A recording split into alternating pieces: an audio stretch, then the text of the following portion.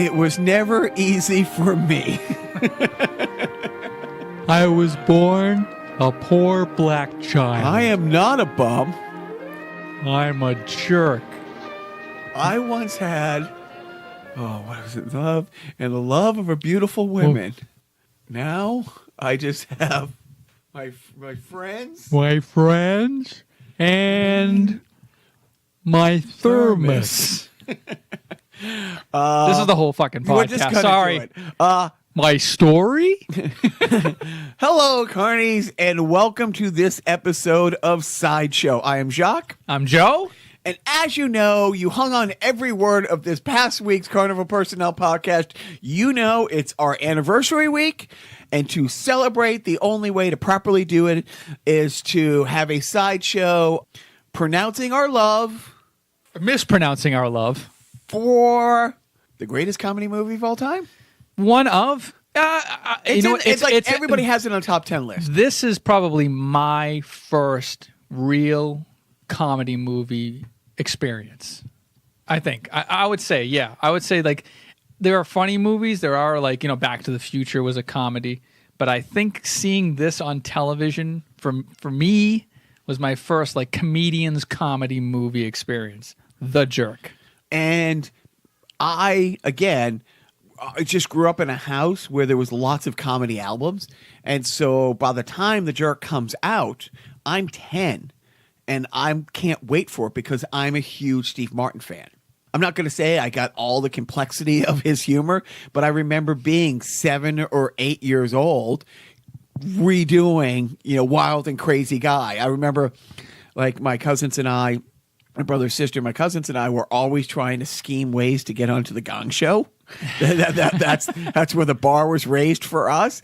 But I remember one of the things is just verbatim doing, Wild and Crazy Guy and just, go down like the list of his routine from, the Martin Brothers. I think like Comedy Isn't Pretty is like one of my favorite albums of all time. Not favorite comedy of albums of all time. Right. Favorite albums of all time. So by the time The Jerk comes out, like I'm ready to go. And as again, on this past week's Carnival Personnel, under the parenting tip, I said, just because I saw it at 10 with my dad doesn't mean it was right for, I decided in the first 2 minutes of the movie, it's like, yeah, You're not going to let your 10-year-old gonna wait, or your wait. 8-year-old in that case. Well, that was the problem. You have to wait till he's 10. No, that's agreed. But honestly, I saw this with my dad in the movie theater in Buffalo, New York. Wow. And I think we saw it twice.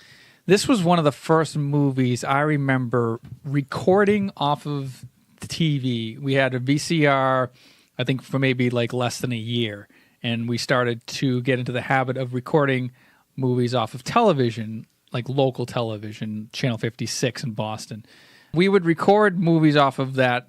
And this is one of the first movies I remember recording. I saw it once. I fell in love with it. And then the next time I saw it was going to be coming on, I popped the tape in and I recorded it. And then I would proceed to just wear the tape out. I'm surprised I don't remember or memorize the commercials that went along with that viewing of The Jerk. Fast forward through them? No. I think I don't know. Maybe I was so savvy that I would pause. Like there was a point where I would pause between the commercials, but that's a different story of me being OCD. Anyway, this movie probably aired on television like in '86 is when I started to get into it. And this was probably my first real like exposure to Steve Martin, I think. That I can't remember like seeing him on Saturday Night Live because he had already been off by then. I'd seen him in other movies maybe, but this was like my first real kind of Steve Martin experience. And it stuck with me. And Jim, who listens and joins us on our podcast, was part of that viewing experience. We loved this movie to death. It was not long at all before we started to quote this movie back and forth to each other. And it hasn't stopped. No, and it would never stop. We've named our podcast after Carnival Personnel, a line in the movie. And it is. It's like, again, like of all the faults, episode 4, Carnival Personnel, daddy issues, like the one of the few positive takeaways is my dad was a movie going guy. Like, but comedies, like that's all he ever went to see. But as a kid, I would watch Hogan's Heroes with them. I remember watching Blazing Saddles. I remember going to the movies, and it was 3 or 4 times that we went to see Airplane. When I would go to Buffalo, I'd only be there for a week or two, and it was like that's all we did. Like we'd go bowling and go to movies. And I remember seeing this with them. And I'm not saying I got all Nor should you have gotten all the references. Not all and the jokes. It's like, no, I did not know what a condom was, those guys. Right. and we've talked about things in our life that we can't not quote when things happen from different movies, from shows, from Spinal Tap. But I think this and Tommy Boy are the movies I quote. And this is not hyperbole. I don't think I've gone a day in my life without at least one jerk reference. Wow. Yeah, I'm almost there. I would walk into a room and we'll look at how to reconfigure a room, and I'll look in, we'll walk into some sort of closet and I'll go, this is perfect. We don't have to change this at all. Where do you keep your garbage? Oh my God! Every time, yeah, every time, yeah. Where do you keep your garbage? And over the next little bit of talking about this, we'll think about almost every line. Is it? It's like, will you ever hear the city of St. Louis mentioned? Oh my God! In your life? No. Every time St. Louis comes up, no. Navin Johnson. Word association. Steve Martin. Jerk. Carl Reiner. Jerk. Rob Reiner. Jerk. White people can't dance. Jerk. Thermoses. Jerk. Ukuleles. Jerk. You go down the thing. It's like, we should do a sideshow on Carl Reiner. We should do a sideshow on Rob Reiner. But it will always lead back to the jerk. Well, let's talk about the details of the jerk. So the jerk, as you have here in our notes, the jerk has been widely released to the public in 1979. It was written by Steve Martin and directed by Carl Reiner. I think they kind of share co-writing. There was a couple other writers, but nobody of note, or nobody that was like, oh, he wrote this with Spielberg. Right. I thought that Carl Reiner may have also dabbled in the actual script of this. What had happened is Steve had compiled a bunch. Steve, listen to me. You're right. Well, we've known him long enough. Steve Martin has he had a bunch of it wasn't a script, but he had a bunch of well thought out notes and basically the premise of it, and he had shopped it. At the time, he's doing stadium tours.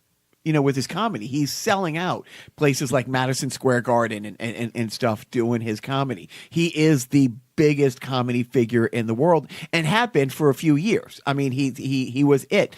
And so this is around 77, the height of him doing the stand-up. And he thought the next step is going into movies, and he thought it was going to be an easy transition. It took a couple years.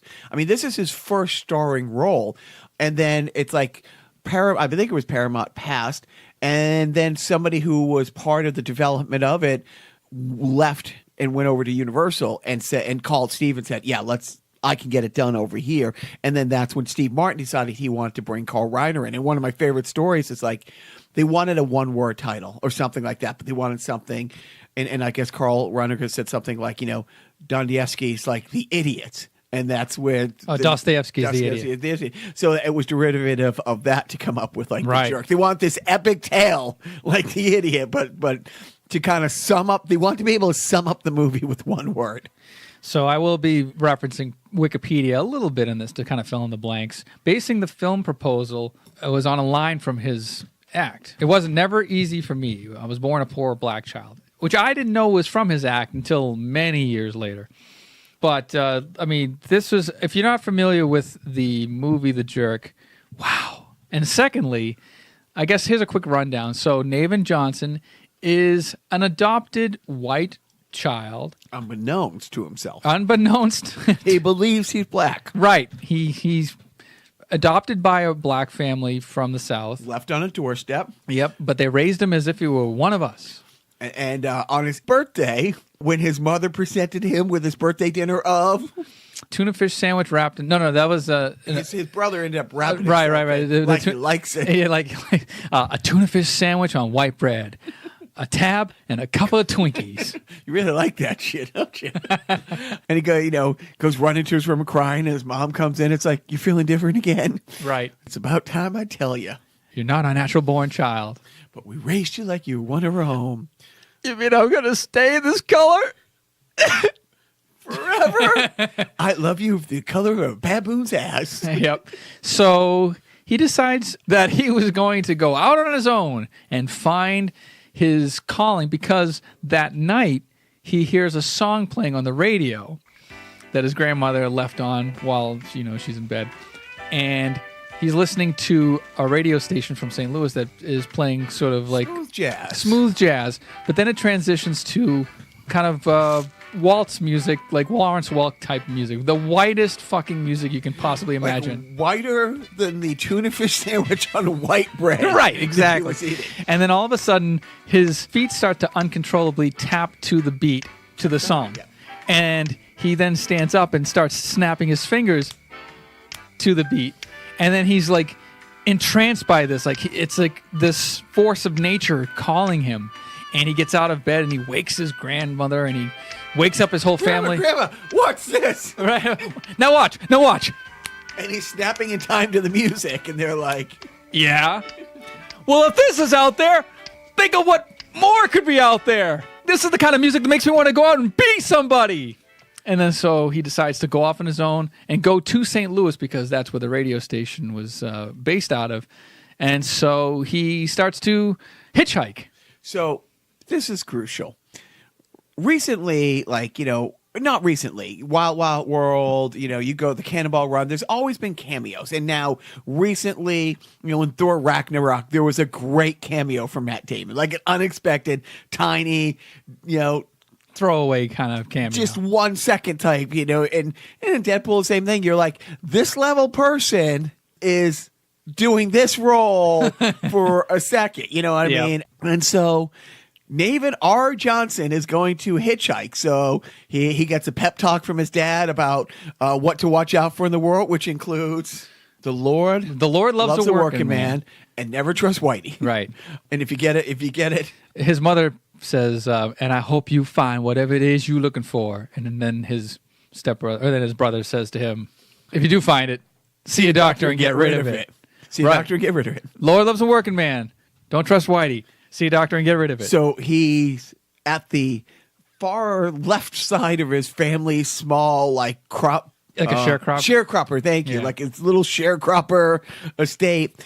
And he's got his World War I flight, jacket and cap and goggles on. Yep. And he goes to hitchhike. And cut to the family eating dinner hours later. It's giving away every dark. joke. But here's why I tell you this. Finally, it's like they're like, oh, I wonder how Navin's doing. Sister looks out the window. Navin, I'm standing in the same spot. Good. I think I see a car coming. No, it's a truck. Truck pulls up. Where you headed? St. Louis. Where you headed? To the end of this fence. I'm going that way. Hop in. And the truck driver is Rob Reiner. Who at this point of his career is one of the biggest television stars. Yeah, he played Meathead on All in the Family, but happened to be the son of the director. So, they had an in. And he's probably friends with Steve Martin at this point. I mean, they probably do. Yeah, because Carl Reiner's probably developing this for Steve a year plus in development. But when you get, and that's it. You never see him again. You see him on screen 10 seconds. And I'm 15 good. seconds? I'm good for the occasional shameful admission on this show. I will shamefully admit now that up until last year, I did not know or realize that was Rob Reiner. Right, because he's shaved. He doesn't look like Meathead. Exactly. He doesn't have he has clean shaved. It's dark. He has that fake country accent.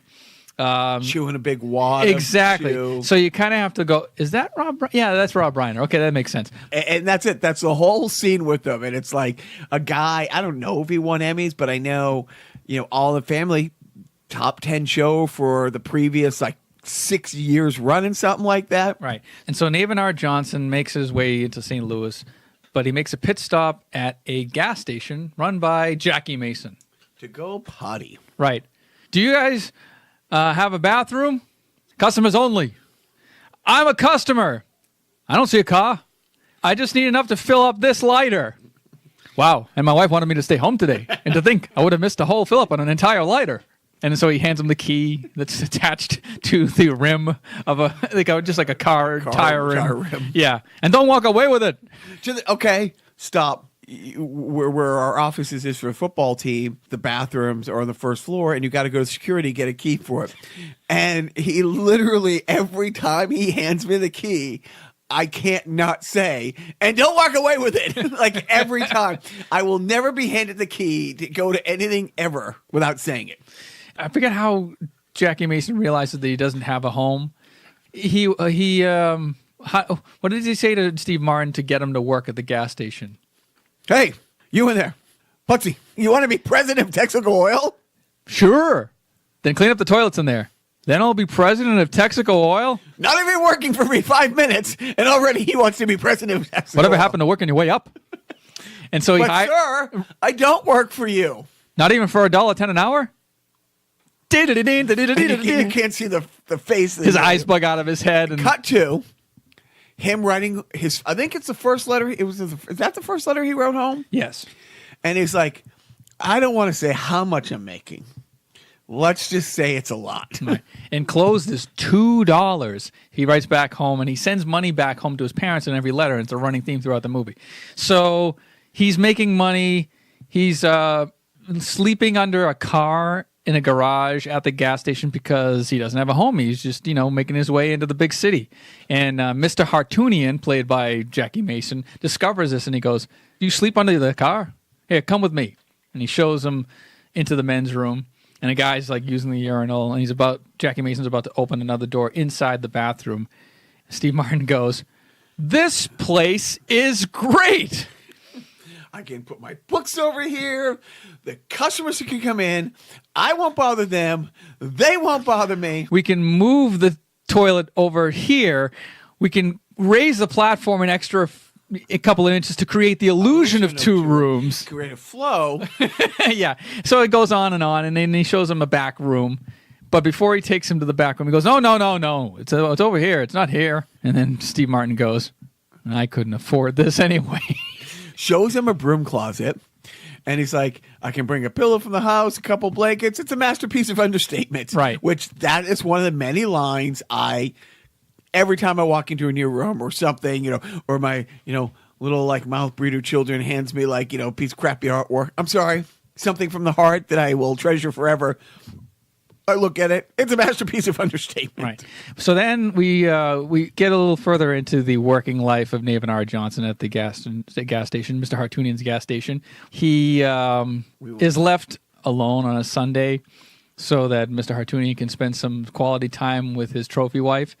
And some ne'er-do-wells happen upon the station in their, I'm sure, legitimately purchased vehicle. And they tried to buy gas with Mrs. Nussbaum's stolen credit card. Right. And so Naven looks at the card and he goes, "Thank you, Mrs. Nussbaum." "Oh, I'm Mr. Nussbaum."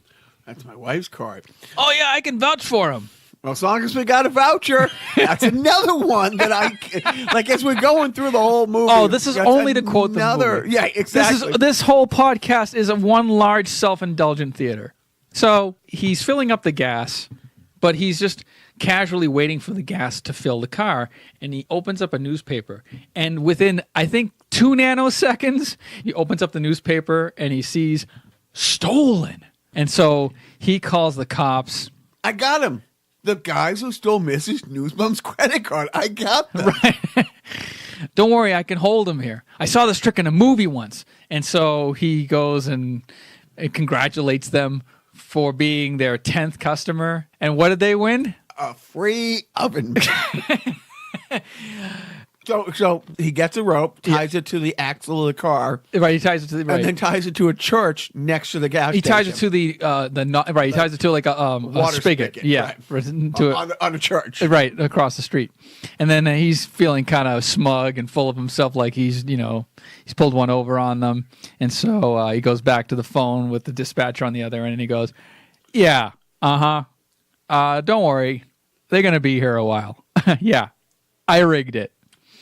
And then all of a sudden, the guys are like, "You guys want to stick around for an oven mitt?" "Nah." And they start to floor it, and then all of a sudden, you see the tension building on the rope, and then it pulls the spigot out from the wall, and eventually, the entire, I guess it's like an addition to the church, on which they're having a ceremony, a wedding ceremony. Yeah, and the bride and the groom are separated.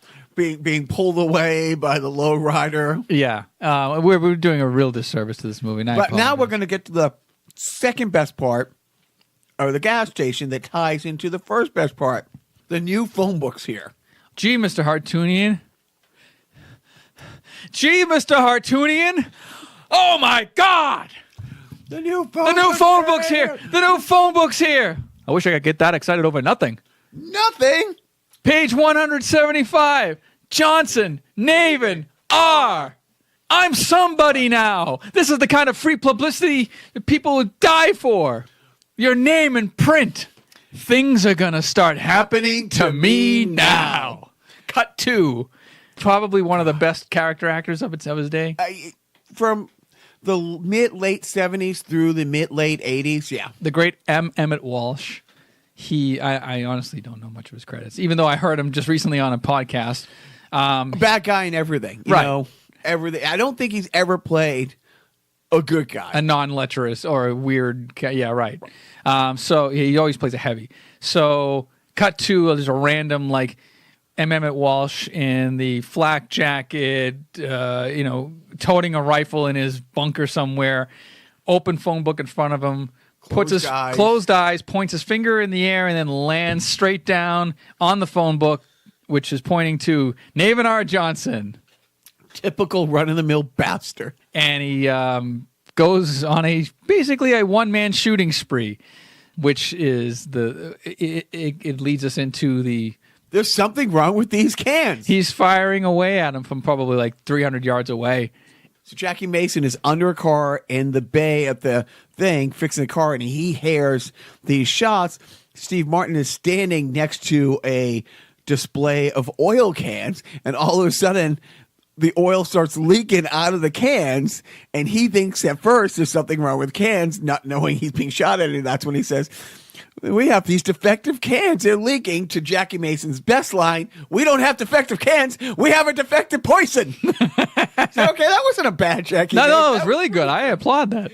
He hates these cans. Stay away from the cans. And then he runs over to a window full of more cans, and then the window shatters. More cans! And he knocks the cans down, and he runs next to a Coke machine riddled with bullets. There's cans in there, too! And then he finds out he doesn't want to put holes in the cans. He wants to put holes in you. What? And then, so he's on basically a chase. And what? Then wait, one of the great things about... Okay. I know. We'll have to go back, but... You glossed over the dog. We skipped the dog. So when he gets to St. Louis, the first thing he does is he checks into a Fleabag motel. And you tell the movie story. And in his first night there, middle of the night, a dog starts barking at his door for some reason. Dog starts barking at his door, and he opens the door. What's the matter? Is there trouble? Oh. Is it this? Is it this? Is there a fire? Oh. So he's like, there's a fire. And he starts running up and down. It's a 2-story, like, Fleabag horror. Like motel. Yeah. Like, I think you can rent rooms by the hour. And he starts knocking on all the doors. It's fire! No, first he's like, oh. No, fire. Cut to hotel's completely empty. The fire's, trucks fire are engines there. are coming, yeah. And then they're going to call you a hero. That's what I'm going to call you, a hero. They're going to put your picture in the paper. And then an old Chinese man, like after they realize it's a false alarm and everybody's been dragged out the street at 4 a.m., it's like, you don't call that dog hero. You call that dog shithead. Right. Shithead. Which he pursued to call shithead the rest of the movie. Right. But then I almost forgot about the invention. Oh, So that was before the Emmett Walsh scene. The Emmett Walsh scene. So, this is the Bill Macy scene. The Bill Macy scene. Thank you. And so, very important to this podcast. Which, by the way, I really think that not Carl Reiner. Who owes him a check? Norman Lear. Norman Lear owes him a check. So Bill Macy pulls in, and he's a rich businessman. Fancy car. And as he's getting out, 3-4 times his glasses are slipping off of his nose, and one of the greatest lines, damn these glasses. Yeah, damn these glasses, son. And so Steve Martin, I damn thee, pointing at the glasses. And so as Bill Macy is, going to go to the bathroom, Steve Martin says, I think I can fix those. William Macy goes off to the little men's room. And don't walk away with it. And Steve Martin takes his glasses and he goes out back while filling it up. And he proceeds to invent... the OptiGrab. All you. This is where he invents the OptiGrab. My name on Twitter is OptiGrabber, named after this great invention by Navin R. Johnson. What Navin Johnson realizes is that as you're pulling the glasses on and off, you're putting pressure against the what do you call the what do you call these things? The frame? You're putting pressure against the legs or whatever, the frame. So he put a little gripper on the bridge so you could basically pull the glasses off and on, and putting the pressure right in the center. And Bill Macy puts the glasses on and he goes, now use the handle. And then he holds the handle and... So he tightens the glasses so they fit better, yeah. But with the handle coming off and on, it was easier to take off and on. And it protrudes out like a half an inch. Yeah. It's just like this little hooked handle and it actually has... like a little brake pad on there so that it rests against on your nose. And Bill Macy goes, I can make a lot of money selling shit like this. Well, I'll make you a partner. Oh, yeah, I'll make you a partner. We'll split it 50-50. And so, he thinks nothing of it, and he goes off his merry way. And then we cut to the Emmett Walsh scene where he's being chased away by a madman. And so now our hero, a true hero, Navin R. Johnson, decides he's going to not make a run for it to save himself, but to draw fire away from his beloved Mr. Hartunian. Yes, so he hops in the first vehicle he can get his hands on, which happens to be a car that's being worked on in the garage that has no tires. Just rims. Just rims. Just rims and cement. It's and you thought the OJ chase scene was slow. Wait till you see this scene. So it's a slow chase. But he calls his dog shithead. The dog comes running down the street, jumps in it. But then he does. He's like, one of those fly-by-night fiesta traveling shows. But it's like there's a dirt little parking lot with a fence maybe 40 yards away. Right. So he ditches the car, runs for the fence, and you take it from here. So Navin runs through the fence, and then all of a sudden, Emmett Walsh's gunman pulls up, and he stops at the fence, and he looks at the sign on the fence that says, Carnival Personnel Only. Damn! And then, so basically this madman who was trying to murder somebody draws the line at breaking and entering and trespassing on carnival grounds. And so he's also trying to get Navin in trouble for crossing into the Carnival Personnel area and going, hey, you're not Carnival Personnel. He's not Carnival Personnel. Yeah. And so we hear Navin dictating another letter to his parents saying that Mr. Hartunian, he apologized to Mr. Hartunian and that he had to miss work. And he said, don't be a putz. Go and see the world. You've already seen me. Yeah, me you've seen. There you go. He decides to join the carnival, and he becomes a weight guesser at the carnival. The whole process of becoming the weight guesser, and this is one of my favorite lines, yet something else that I say, not daily, but a week hasn't gone by in my life since 1979 where I haven't said, it's a profit deal. Oh my God, yeah. You can have anything on this shelf. Anything at all. He's not good at guessing people's weights. Right. He's having a real hard time. He feels like he's stealing. Like, I shouldn't have this job. I'm not good at it. I'm losing all this money. And that's when the carnival barker, the owner of the carnival, comes by and he says, explains how much these knickknacks cost. Like, they literally are pennies on the dollar. Right. You have pulled in $22 and given away 50 cents worth of crap, which is a profit of $21.50. And then he walks away, and Navin says to himself, it's a profit deal.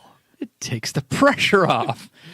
So this isn't like the regular fiesta shows we see now where it's just like, the tilt-a-whirl and the little guess your weight, steal your money games. There was a stunt show involved, and the star of our stunt show was it was not Leather Tuscadero or her sister Pinky, but it might has well been. It was Patty Caitlin Adams, played by Caitlin Adams. The tough biker chick, she was. I mean, don't forget, it's like we've talked about on the podcast. Your biggest sports entity in like 1979. We're talking Reggie Jackson. We're talking like the Tony Dorsetts. We're talking, Kareem. And we're talking Evel Knievel. So, the whole Fonzarelli thing. So she is not just like this daredevil woman. She's complete like, she rides a motorcycle and she like runs. She rides like off of ramps and into like through flaming hoops. Oh, in the Me Too movement, how do you say she's a real go-getter when it comes to significant others? Very aggressive and takes the initiative. The next day, she decides to make him her boyfriend, and she even asks him to give her a bite of his corn dog. And then before he hands it to her, he goes, "Aren't you afraid of germs?" And she says, "Put a rubber on it." Bites it, hands it back, but then the next day she just shows up at his little trailer, just barges right in, she has her get on her motorcycle, go to her trailer. Cleaning lady didn't make it there that day. I think she had missed like the Wednesday cleaning, the Wednesday before, and ever.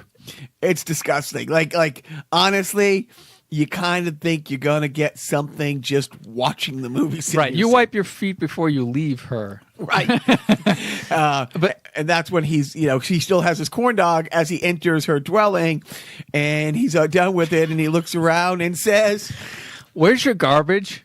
Which he takes it out of his hand, takes another bite, and just throws it down on the floor. Oh, you keep it there. You can tell a lot about the way a person lives, and looking around, I can tell you're generally an unclean person. You are a genuinely dirty person. You know what I like to do? I'd like to guess your weight. Oh, well, that would be really interesting for me. Because, see, all day long, people come and guess their weight, but nobody guesses my weight. This will give me a whole different perspective on it. And then she grabs him by the ass and gets, like, really in there and starts squeezing it. And he gets really bothered, and he goes, "Boy, you really like to be accurate." And then he freaks out, and he goes, "Wait a minute, my special purpose! My special purpose!" "What's your special purpose?" "Well, my mother said that whenever I leave home, I'd go and find my special purpose." And then she goes, "Well, today's the day." And throws him down on the bed, rips off. Literally, you hear like fabric being ripped from his crotch. Yeah. And she goes to town on him. So the next letter home might be my favorite one. So he's sending money home, the whole way. So he writes this letter home. And I think this one was addressed to mom, or this one was addressed to grandma. But grandma's reading it on the porch. Is grandma still farting? So mom's reading it, but the brother's there, his sister-in-law's there. Right. We actually see the family, his home family, reading the letter that was written to him. And then here's his mom. It's like, "And next week I might be able to send some more money, as I might have extra work because Patty promised me a blowjob." She sounds really nice. And he put the little kisses here. And the brother's listening, who is obviously more savvy to the kids' lingo, starts cracking up. But then we get to the romance. Because you can't have an epic tale without there being a romance. Nope. So Patty and Naven, they enjoy their tryst. They make love, I say love loosely, all over the park. You see them rocking in one of those like high-flying zipper rides where the cab is just sort of rocking back and forth. And she professes her love to him by saying, "You're my man. Look at my ass. Wow. You got my name tattooed right underneath the J's." I bet more people see that than the phone book. Yeah. Oh. But then the real romance comes when Bernadette Peters arrives. Naven is no longer guessing weight. He is now taking over the engineer Fred role for the train. The little train. It's a mini kids' train. Yeah, that goes around. And it's a pretty elaborate setup for a traveling carnival, I must say. Yeah, and so hey, back then you couldn't dial it into the 70s. Exactly. It was all in. So he's driving the train, and then Bernadette Peters comes running over, and she's looking for her. I don't think it's her nephew. No, she's She's babysitting for a friend, and she's trying to describe the kid who's missing, who's wearing. Oh, what does his T-shirt say? He's got some really curly hair, and he's wearing a shirt that says bullshit on it. And so as they're talking, and it's like she is the complete antithesis of Patty. Like she's the good girl. The good girl, dressed. Patty's dressed in black. She's dressed in light colors. Patty has the short crew cut dark hair. And there are good witches and bad witches. Yes. She's Glinda the good witch. She is Glinda, and all of a sudden he turns around and Bernadette Peters, little Wart there has taken off in the train, which Steve Martin now has to chase down. And as it goes through the tunnel, he smacks his head. And don't worry, I was protected by the bill of my engineer Fred Cap. And so he finally gets a kid, rescues the kid, but he dropped his wallet on the way. No, before he ran off, he asked her to hold this. Here, hold my wallet and this oil can and this. And so she's holding all this shit while he's going to rescue this kid that she's babysitting. And then finally he gets the control of the locomotive and slows down. And then he goes to get back his things, and she hands him his oil can and with whatever else in his wallet. Oh, and this fell out. Which was a condom. Those guys.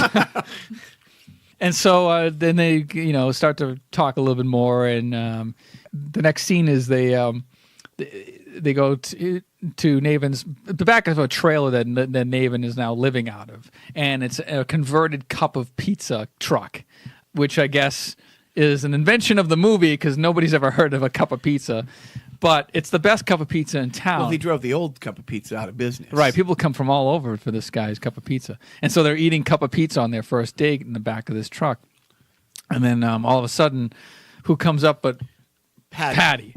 And then she basically rides the motorcycle into the truck because there's a ramp there for some reason. And have you seen a pizza in a cup without a ramp? I have not. I have not seen a cup of pizza truck without a ramp. So she rides in and she goes, "Who's this? Some piece of ass?" And he goes, "No, she's no piece of ass. I mean, what are you doing? We're married." And Patty knocks out Steve Martin. "And as for you, Miss Blondie." And she goes to town on her, like the Glinda, the good witch, drops. Down goes Frasier. Yeah, down goes Frasier. Yeah, Marie knocks out Patty with one punch, and Naven looks up and goes, "Wow, you protected me. You must really love me." And then it cuts to a scene with them on the beach. And this is when the tuba playing comes up, because most romantic walks on the beach. But it's one of the more lovely. It's probably one of the. I could probably get choked up singing the song.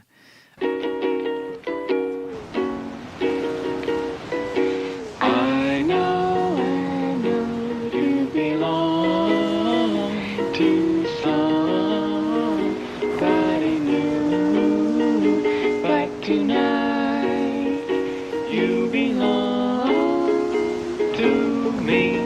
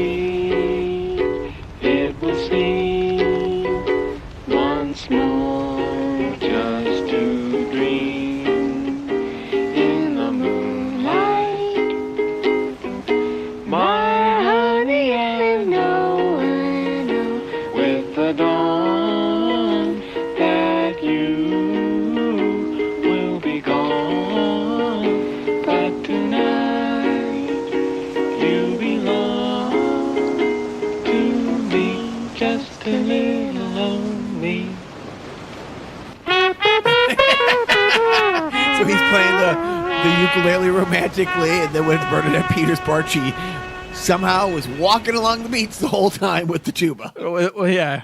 was a trumpet. Trumpet. Yeah, but so their romance flourishes, and Flash forward, they're happy. They're together, regular people, and then Bill Macy finds David R. Johnson, and he's been looking all over for him. And at first, Well, he sends him a letter. Right, it's Emmett. It's Emmett. Emmett Walsh comes by and tries to. They're living in like a sort of like a 1-bedroom kind of apartment. Then Emmett Walsh is seen coming up to the apartment, and Nabin freaks out. He's like, "Oh my God, this killer who's been trying to blow my brains out found me somehow." He barges out of the apartment, runs past him, and then there's like a foot chase, and which ends up in like a junkyard. And eventually, Emmett Walsh reveals himself as reformed, and that was the old me. I was quit smoking. No, I had just gotten divorced and I had just given up smoking. So he hands him a letter, which is from Bill Macy's character, telling him to come to this office building in St. Louis. And he goes there, and he walks into this building with like a reception desk. It's an office building, like a very nice office. And all you see are like glasses everywhere on display. There's a sign that says OptiGrab, and he doesn't know what the hell's going on. And he walks in and he goes, "Navin, my boy!" And he proceeds to tell him that he turned his little invention of the glasses handle into a phenomenon. It's a fad that got... You can't buy glasses without having an OptiGrabber on him. An OptiGrab, right. Use the OptiGrab. So he tells him this is wildly successful, hands him a check, and so it's for $250. 250 big ones. 250 big ones, thank you. So he takes the check to the bank for 250 big ones, and he's endorsing it, and he's signing over to the cashier. And the cashier's like sweating, like profuse, like, oh my God. Because this, and as Steve Martin is like, goes, are you cashing this? It goes, no, I'll deposit 200 of the donuts now. But then, of course, he had to show 2 forms of identification. His, what was it? It wasn't his driver's license. God, the second one. I know it was like his. It was. I know what the other thing was. His NASA application. My astronaut application form. I got everything wrong, but the date of birth. I didn't make it.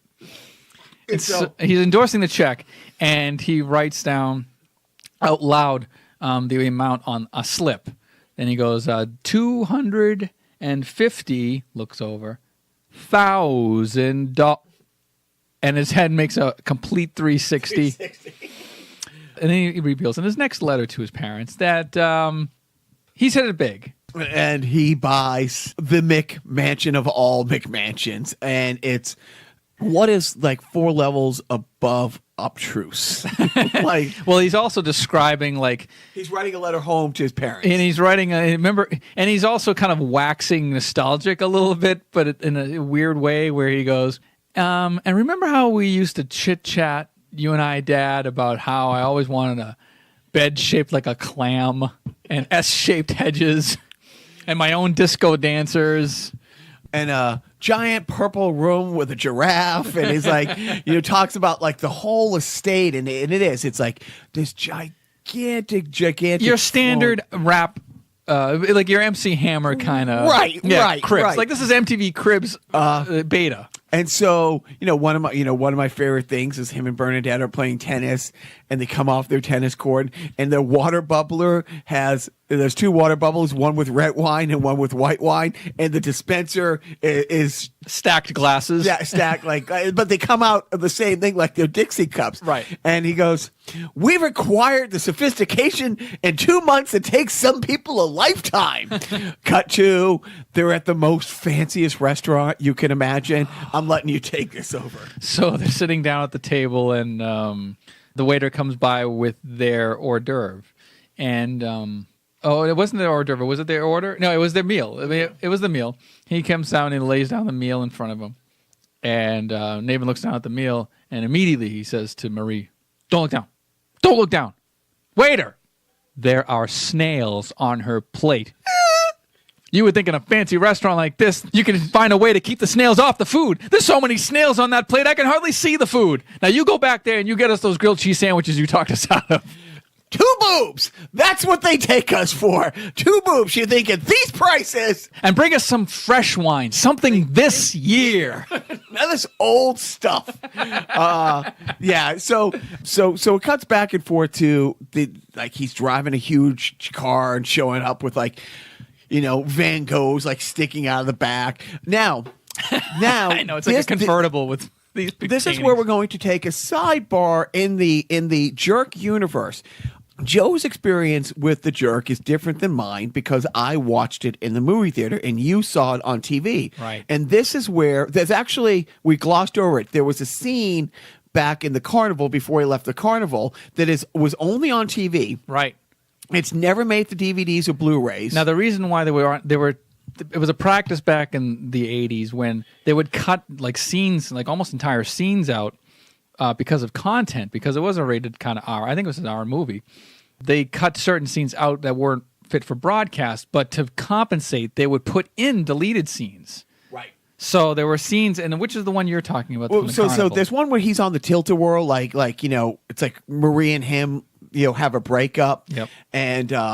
And he won't come off. Is it the one where you're standing up and it spins around so fast? It's like the centripetal force. Yeah, and you're stuck to the wall. And he so your back is up against the wall and you're strapped in, and he wouldn't come off it, and he was on it so much they had to take a crowbar and physically pry him off of it. I forget that scene. Right, because it's like, and it does. If you saw it on and is he Channel wobbling? 56, right, he yeah, can barely walk. I hadn't thought about that scene until just now. What time did he start? 10 o'clock. That's 6 hours. Well, he's really got it bad for him. It only took Richard Burton 4 hours up there to forget Elizabeth Taylor. Better see if you can talk him down.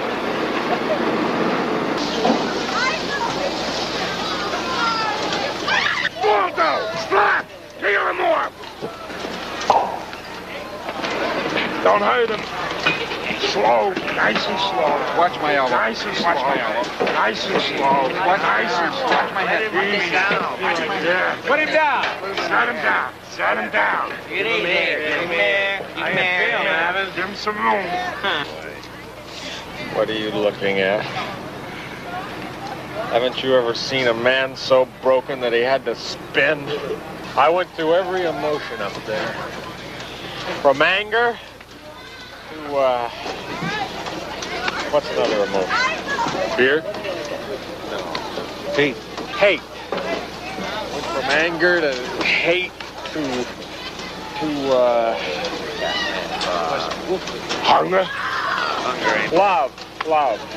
I went from anger to hate to love to Syracuse.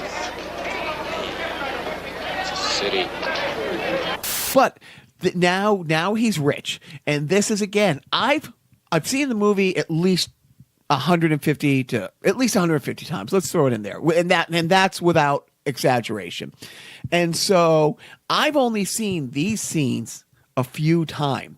It's when he's in his room, like his gigantic office in the house, a huge desk, and the butler comes in. Sir, there are some people here to see you from some charities. No! Send them away! I'm much too wealthy to be taking money from a charity. No, sir. Oh, yeah. They want money from you. They want you to give. And so there's a cavalcade of different people coming in for money. One of them is from a cat rescue, which is so the great thing is, I mean, this is again, good parts of the movie were taken from his stand-up routine. It's like going way back. When the Marx Brothers would do a movie, they would tour with the movie. They would put it as a vaudeville act, and they would tour to see which bits worked and which bits didn't. Lucille Ball did the same thing with I Love Lucy. They didn't think it was going to work as a show. She put it as a touring show together to refine it. So when they started shooting I Love Lucy, I mean, they knew what was going to work and what didn't. So cat juggling was part of his old routine. So there's a guy who coming, like, a guy from Mexico, and He's like a Mexican priest. and he's trying to raise money for these orphan kitties that they've rescued, and he has the screen set up and the old 8mm movie playing of these evil henchmen in Mexico having these back alley animal shows juggling cats. Yeah, it's like a cockfight. People are like taking bets. Yep. for some reason. I don't know what you're betting on. Like, it's like how many cats he can actually juggle at once. But of course, do you know who's playing the cat juggler? It's Steve Martin. Right, Steve Martin in like black hair. It's all the creepy mustache. Right, the old 30s villain mustache. But then you're talking about a deleted scene. There's a guy who comes in with like a big 10-gallon hat, like typical Texas oil baron or something. Do you know what I'm talking about? He has to fly his friends to the Super Bowl. But the seats on the plane, it seats 4, and they're just worn out, and I'm just embarrassed to have my friends see the seats on my plane like this. And Steve Martin is crying, and He's like openly weeping. So he's there to get money to reupholster the seats on his private plane so he can fly his friends to the Super Bowl. Right.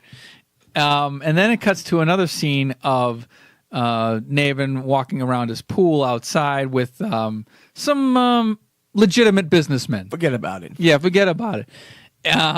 So they're talking about some real estate investments, but then of course they're also talking about the hazards of certain investments, and you can take it from here. Yeah, because Joe knows I have no problem walking into the racist, you know. Is this a racist scene? So they're going, and he's walking around the pool, and you kind of have to know the era. And Elvis was famous for being a big black belt. Like, even like heavy set Elvis was always walking around, you know, Graceland and a gi. And a gi, but an Elvis gi. It was a bedazzle. like I think Elvis discovered or invented bedazzling. And so he had very much, you know, the gi on. And these heavy set, you know, Italian guys are walking around the pool, and they're trying to tell him that, look, we want to buy this property, but we don't want any blacks living in it. But they don't want to say black, so they're like, you know, we got to keep away the eggplants. Eggplants, you know, we don't want any gardens. We don't want any vegetables. No, you know, the jungle bunnies. Oh, right, they would eat the vegetables. Because, you know, and all the guys are looking at each other like, how does he not get this? And he's like, boss, can I say? We want to keep out the ends. And then that's when Steve Martin says, sir, you happen to be talking to an N. And he rips off his robe which reveals like this, like his bare chest, but like a black belt around it, and just goes to town on the mafiosos. Yeah, Bruce Lee style. Just you know, it's your, you know, again, you can't have one of these epic pictures without the battle scene, without the rise, without the love story, and he kicks the crap out of like 4 or 5 of these big, heavy set mafioso guys, and then he goes to kick the last henchman in the balls. Ding! Iron Balls McGinty. How did you know he was going to be Iron Balls McGinty? But, you know, it cuts from there to, as he was saying earlier with his dad, and it was a flash forward when he said, oh, my own disco room with my own disco dancers. An elaborate party is going on. I mean, there are hundreds of guests, completely disco, coked out. Yeah, they got the Saturday Night Fever, like lighted tiled floor flashing. You got the disco ball rolling, and then they have a TV kind of going. It's one of those rear projection TVs because they didn't have big screens back then. They had the rear projections. Yeah. Marie comes in. Oh, everybody, this is it. This is the big interview. Navin's going to be on television. Stop the music. Let's watch. So it's a 60-minute type show. Right. It's a whole fluff piece. I'm here with Navin R. Johnson, inventor of the OptiGrab. Tell us a little bit about your journey. Who is Navin Johnson? Navin is a complex character, and then all of a sudden, it's like a hard cut, and the interviewer says, during the production of this piece, we learned something new about the Navin R. Johnson and OptiGrab story. I guess there was a group of people who were experiencing some difficulties with the OptiGrab invention. It was a sort of class action group led by the famed director Carl Reiner. So it interviews Carl Reiner, and it's like it's something $100 million lawsuit. It's crazy big money. And he starts to explain how the OptiGrab refocuses your eyes, so it makes you cockeyed. And so It draws your eyes to it like a magnet. he goes, and like the devastating consequences, and it cuts to him. Here's a scene from the latest movie I did, and there's a car that's driving down the street, and About to hit a cliff. it goes over the cliff, and as it's in the air, like 2 seconds over the cliff, you hear, Cut. and then it's like, and then you hear, You hear the crash and it bursts into flames. Had I not been wearing those glasses, those actors may be alive today. and so he announces this amount. It's a class action lawsuit. We're representing all these people, and how dare they release a product to the public? They didn't have the decency to test on prisoners. Cut to the courtroom, and Naven is he's just nervous. Like, I don't even think he has a lawyer next to him. He's just sort of like alone at his But still all Elvised out. He has a suit, but it's so... right. But he's also drinking like that fancy drink because earlier in the movie he saw like this one of those like gaudy fancy drinks with like an umbrella in it in a magazine, and It's a business guy drinking it. and he saw it as sort of a status symbol, and so he's hearing the judge read the sentence that he has to personally pay back each and every one of the customers of OptiGrab like $100 million or something. Each one No, gets, $10 million. Each one gives $1.09 Right, to the class. honey, can't you see that I'm drinking? But the judge, of course, is reading the settlement, and he takes off his glasses and he's cockeyed. Like all these people are cockeyed. Case dismissed. And he misses, like the gavel misses. And then it cuts to Naven back in his office with a desk covered in checkbooks. Like he's been, instead of having a bank run off all of the checks by computer, he's handwriting each and every one of the checks to each and every one of the defendants for $1.09. Paid to the order of Iron Balls McGinty. $1.09. And then So now he's lost it. He's been doing this for days, whether he's coming down off a coke high or just drunk, and like he's not the man that Bernadette fell in love with. Yep. And then Bernadette Peters comes in and she's weeping. She comes up to him and he goes, I just heard a song on the radio that reminded me of the way we were. What was it? The way we were. And he tells her, it's like, this is nothing. We're going to rebound from this. I'm going to buy you a diamond so big you're going to puke. I don't want to puke. I don't want wealth. I just want the man I fell in love with. And so the fight escalates. She basically throws him out, and this is the jerk scene. This is the bottom, like he's hit rock bottom. We're witnessing rock bottom. We mentioned all the quotable lines. We mentioned lots of the quotable lines. You can't mention the whole quotable, but this is the one where he's staggering out of the mansion and he's collecting what he needs. Well, no, he starts off by saying, I don't need anything. I'm Naven R. Johnson, inventor. I don't need anything. I don't need you. I don't need any of this stuff. I need this. Just randomly picks up an ashtray. Right, except this ashtray. But that's it. Just this ashtray and nothing else. The ashtray and this paddle game. Just the ashtray and the paddle game. And not one other thing except that chair. Just the chair, the ashtray, and the paddle game. And my dog. Who growls at him. I don't need my dog. But as he continues walking out, now, again, we did a poor job of leading up to this place. Before when Marie leaves him, Naven R. Johnson is, when they're in their one-bedroom dwelling, I can't believe we left this out. Before they get the money, before you find that, he's in love, she's in love, but he's in the bathtub. Yep. And he's like, oh my God. You ready? You ready for me? You ready? So he's in the bathtub and he starts singing a song. 2, 3, 4. I'm picking out a thermos for you.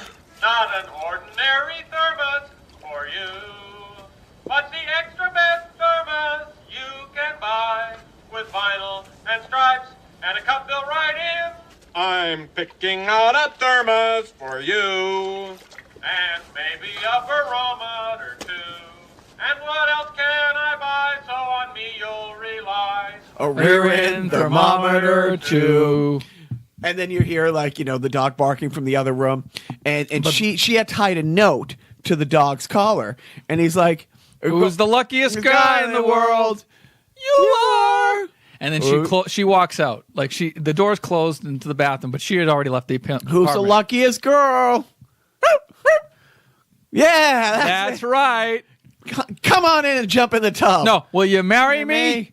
And then the dog comes running in, jumps in the tub, and this is Steve Martinish at his Steve Martin. So the dog jumps in, he sees the note tied, so now the note is half waterlogged. Not you, shithead Marie. And so he takes a note off the collar and he starts trying to read it. Do you want to try this?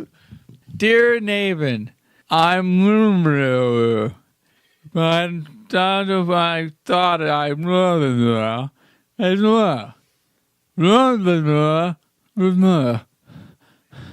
Marie! He completely understands it. Marie! And he's stark naked. He's running out of the apartment. And the only thing he has to cover himself is the neighbor's dog, little chihuahua. So he picks it up and he's holding it in front of his crotch.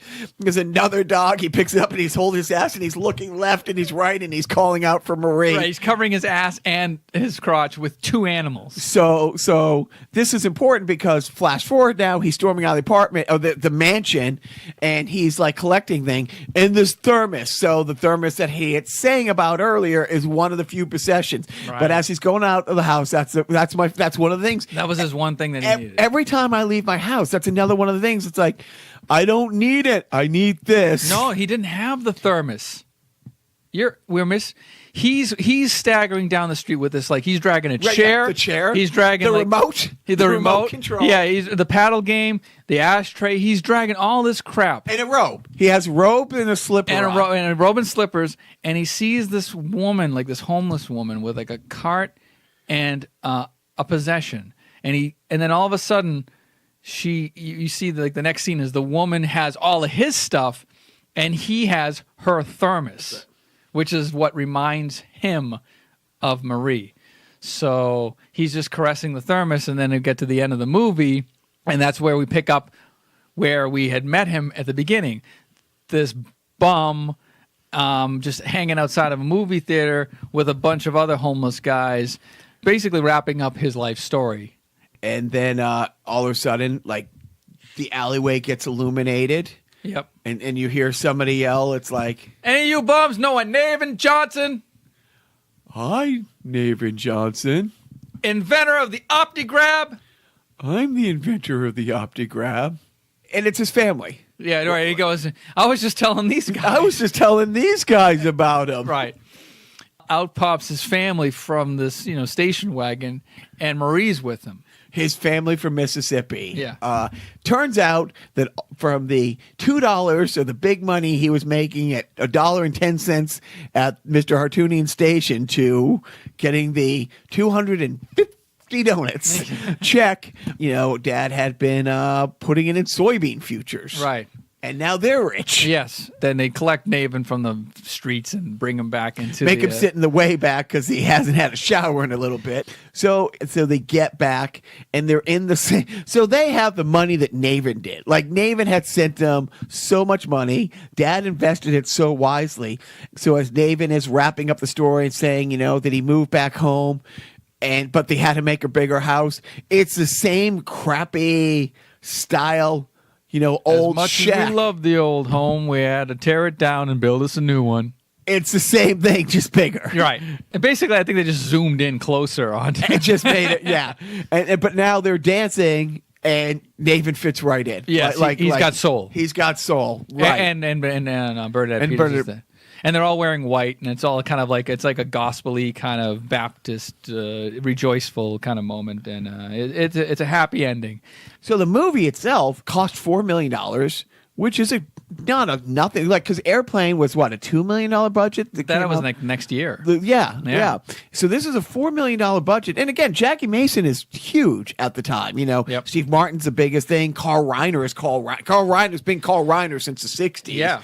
But it was a modest $4 million budget, $73 million. Bill Macy on Maude. Right. Yeah, you got some and Bernadette Peters no slouch either. Right. I mean, So these were big. This wasn't, hey, let's see how the stand-up comedian. It wasn't like when Dane Cook tried to become an actor, Right. and they thrown him in low-budget stuff. No, this was, and again, he was a proven commodity at this point. And I think a lot of people, like Carl Reiner liked him and wanted to. Jackie, Mason, Jackie Mason. Mason and him. He's probably a hero, like he's Steve Martin, a hero, and they probably had a relationship. So, but $4 million, but $73 million in 1979 for a comedy, was blockbuster. It was like one of the. I'd have to look it up. It was in the top 10 grossing movies of that year. Between Star Wars, so good for them. So you think about that. It's like it was Steve Martin's first movie, his best movie. I really think that there's not a close second. I mean, I like other things he's done. We've talked about it. Man with Two Brains. I wasn't a huge Roxanne fan, but it was fine and stuff like that. But without a doubt, I mean, The Jerk is The Jerk, and I wonder how much money it's made. I mean, it got another $9.99 for me on Apple TV 36 years later. Yeah, I mean, it's one of those movies. By the way, just a real quick thing. I looked up Carl Gottlieb co-wrote this. Guess who he played in the movie?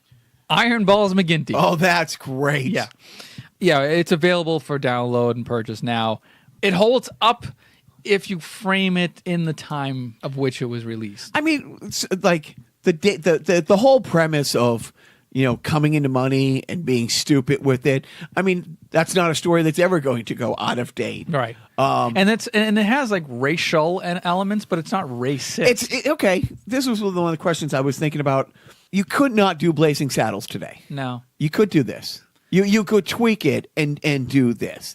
Like you can't tweak Blazing Saddles and put it out today. You could make a couple adjustments, and this wouldn't be. Well, the thing about The Jerk is that it's a Steve Martin movie. It's a showcase for his talents. You put anybody, Jim Carrey could not make The Jerk. No. Ace Ventura was the Jim Carrey movie. Yeah, you know what I mean? agreed. Yeah. The Jerk is the Steve Martin movie. That's a showcase for his talents. It's basically like the greatest hits of Steve Martin in one movie.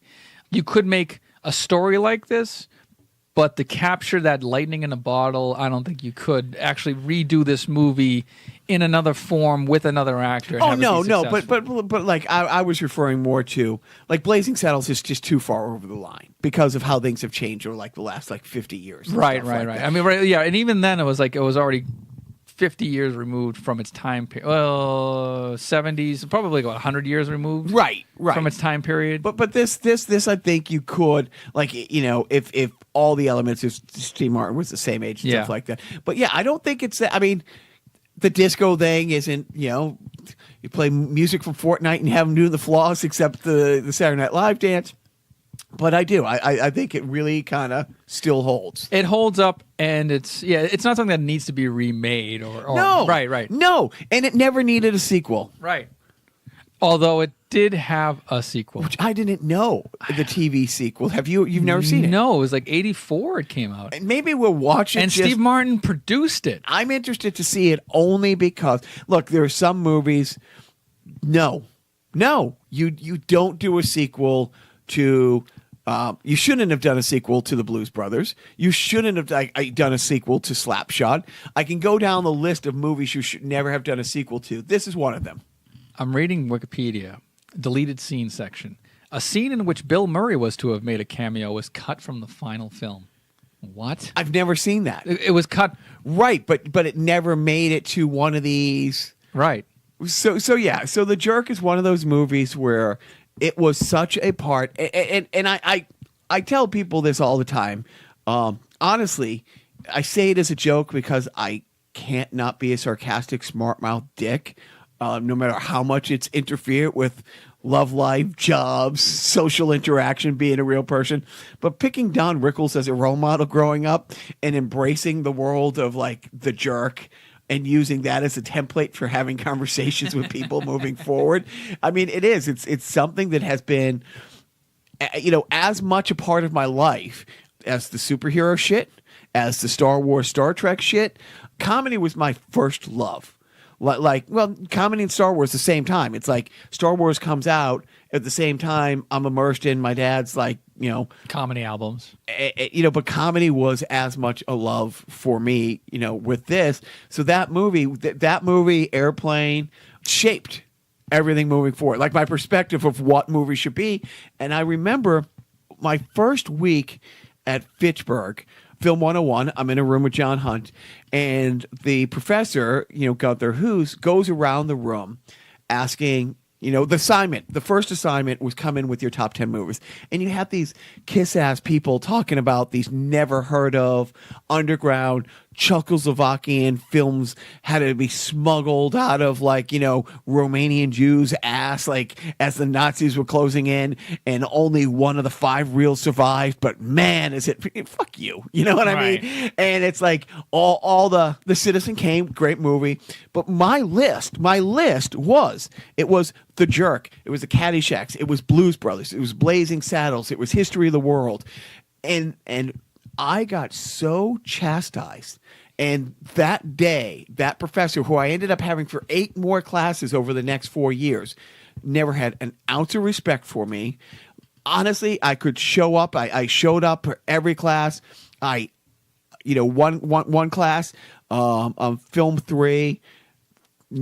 They divided the class in half each half had to do a movie. I got excused from that and could do my own movie, which I made a music video for the band, which got on MTV, which, got me a huge thing in Billboard magazine, all this stuff. I got a 2.0. The people who were in the room whose film never got in got a 3 or 3.5. But the next semester, it was sound and lighting. I think I showed up for 1 or 2 classes. I got a 2.0. He knew we had an understanding, but he didn't take me seriously. Those are the movies that I wanted to make. I don't want to make The Godfather. I don't want to make Deer Hunter. I don't want to make Apocalypse Now or Citizen Kane. Any of that. If I got my thing, you and I would be riding high on the royalties of Bingo Kings. Like a movie that Joe and I tried to get off the ground based on our absolute love for Get a Life. Another Sideshow. So we have to. But this is a movie that shaped it.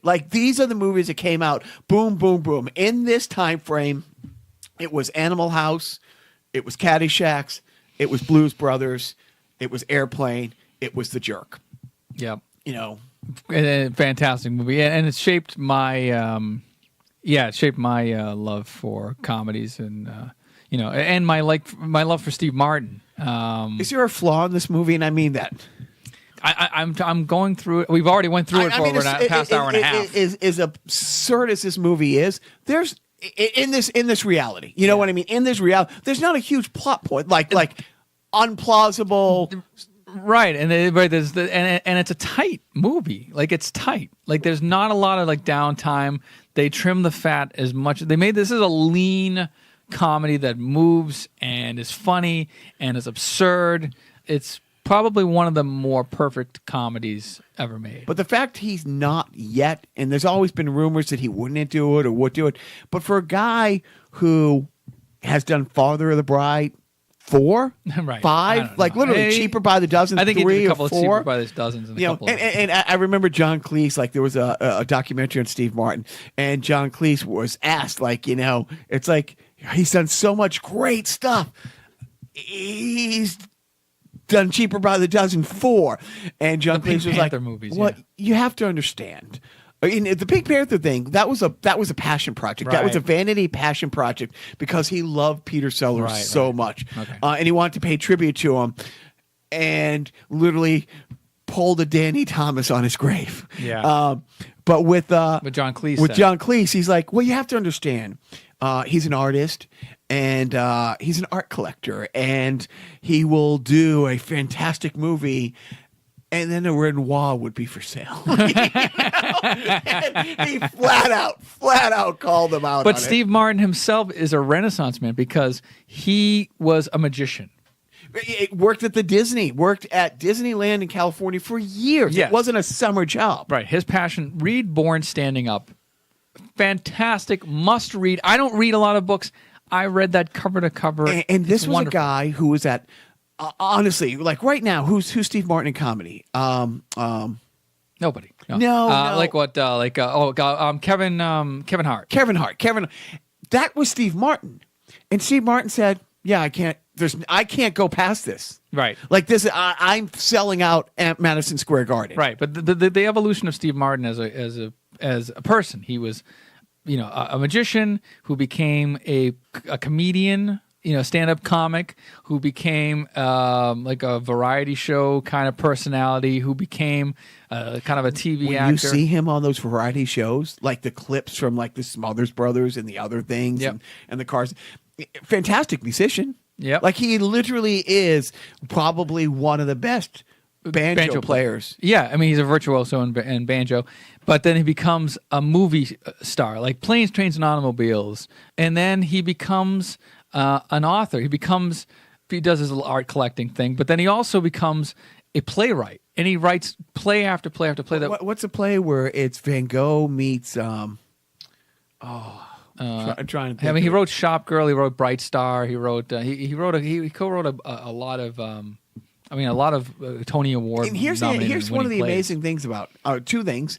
Tell me about when he's asked for autographs. So when he's asked for autographs, he has a card made out that he just hands people that says, "This is proof that you have indeed met Steve Martin, and he was delightful."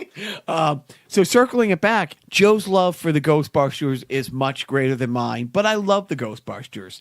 My love for certain things, Joe likes the Blues Brothers and Batman movies and all of this stuff, but we toggle back and forth. But I think the absolute two things, like we're on equal footing, is National Lampoon and The Jerk. Yep. I don't think my love for those two things is greater than yours on the side. Like all the geek, I love video games, not as much as you. You love the superhero stuff and Not as Star much Wars, as you. not as, but National Lampoon and The Jerk in these movies, But even so, I don't think like Animal House, is as or the Blues Brothers. You like them, but they're not like.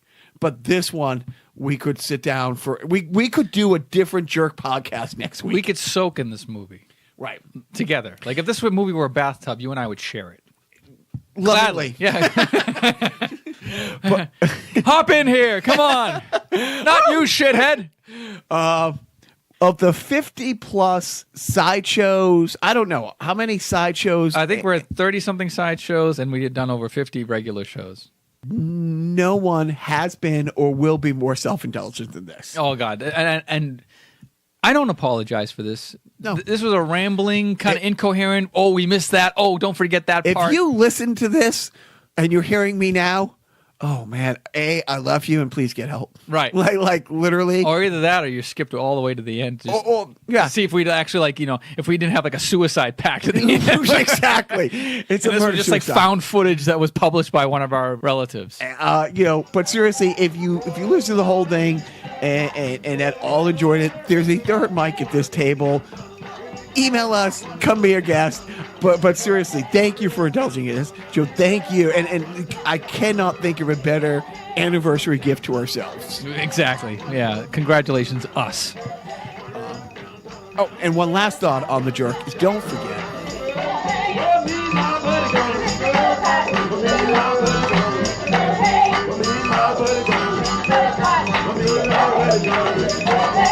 Oh, Lord.